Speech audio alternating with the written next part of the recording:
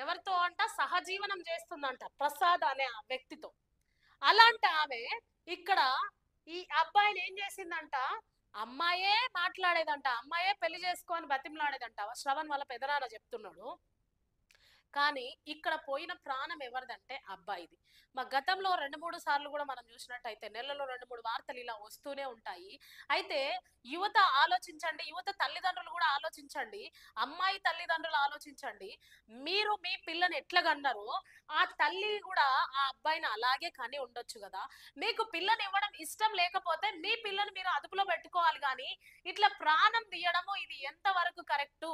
ఇప్పుడు ప్రాణం తీసి మీరేమి మంచిగుంటరు. ఆ అబ్బాయి ప్రాణం అయితే పోయింది. మరి మీరు మంచిగుంటరా? మీరైతే నింద మోయాల్సిందే గదా! Life long.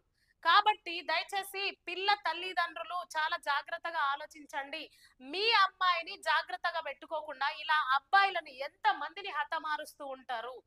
యువత ఆలోచించండి. చదువుకోవడానికి మీరు వెళ్ళినప్పుడు కన్న తల్లిదండ్రుల గురించి ఆలోచించండి. కుటుంబం గురించి ఆలోచించండి. ఒక ప్రేమ ఒక్కటే లైఫ్ కాదు.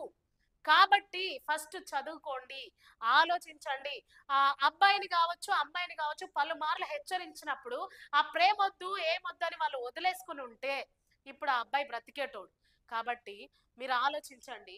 ఈ అబ్బాయిలాగా మళ్ళీ ఎవరు గూడా చెయ్యొద్దని మేము దయచేసి కోరుకుంటున్నాం.